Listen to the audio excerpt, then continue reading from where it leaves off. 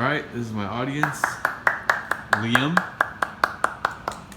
Haley, Milo, Andrew, Cooper, Zach, and Steven Fiskerman. Did you know that 60% of children suffer online harassment, and because of that, they develop mental health issues? Good afternoon, my name is Devin Avila, and today I will be informing you on the specific reasons why children shouldn't be on technology or have access to it 24/7. I think this is a good topic for you, the audience, to take in, mostly because everyone here is in their 20s, and a few years down the road, you will be having some kids of your own one day. I have spent hours upon hours researching this topic, trying to give you the most accurate information possible. My main points to give this topic to you guys are cyberbullying, social anxiety, explicit websites, and a sedentary lifestyle. Now we'll delve a little bit deeper into my main points. Social anxiety is something that no kid should go through. Cyberbullying is a big problem in today's society with the introducement of social media platforms. Explicit websites are basically available to almost anyone these days, and child obesity is a growing problem in the United States. My first point covers social anxiety. Kids rather stay in front of a screen than go out, play outside, and develop the social cues that they need to make friends at school. In the article Digital Media, Anxiety and Depression in Children, it states, there are growing concerns about the impact of technology and children's well-being, particularly regarding the anxiety and depression. Kids don't connect with their peers at school, causing them to want to be alone. I'm going to play a quick clip for you guys. Consider a child watching a video instead of listening to parents read a book. It's a far different experience for the brain.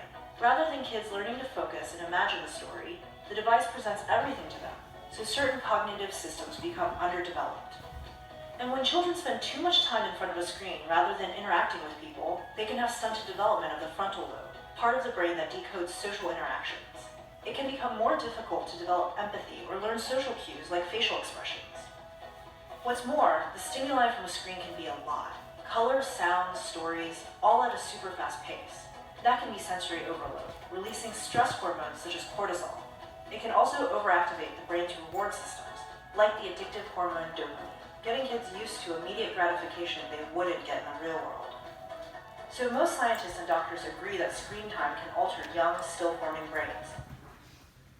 So that's basically saying that kids being in front of technology is not good for the brain development, which deepens my point on helping them or not helping them get those social cues that they need to go out and live a normal life.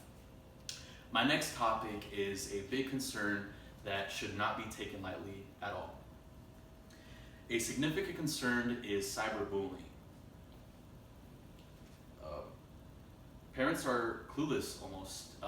Their children have multiple accounts on different social media platforms, and kids' minds are underdeveloped, just as the video told us, stating that they do not know what's right from wrong, and what they post, another person might find easy to humiliate and make the child feel less of themselves. In the ebook Cyberbullying Causes, Consequences, and Coping Strategies, it states, cyberbullying can create a feeling of being alone or can become a major distraction that can make it difficult to concentrate. Cyberbullying can also create situations that manifest threats, physical safety. This refers to my last point on kids wanting to be alone, even at school. They also are afraid that they're going to be confronted from them being made fun of online in social media, that maybe it will cause them physical harm once they get to school.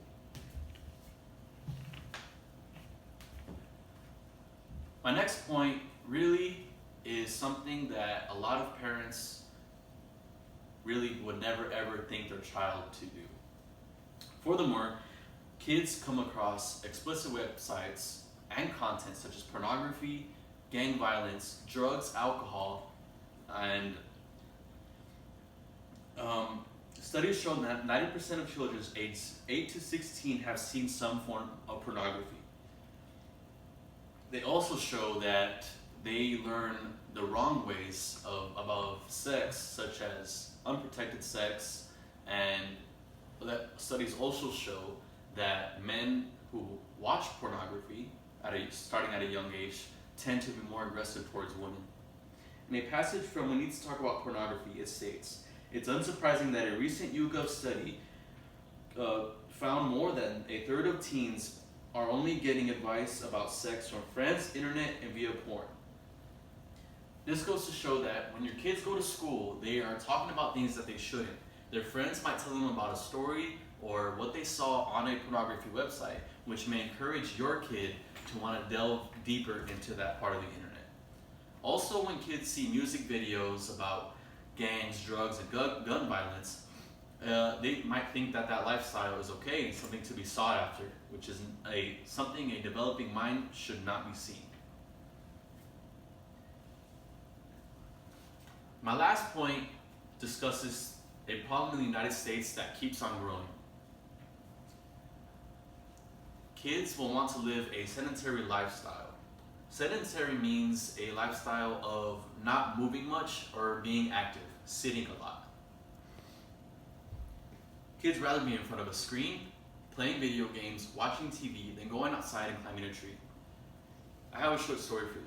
I don't get to go home much, being in the military, but when I do and I go home, I notice that things are different.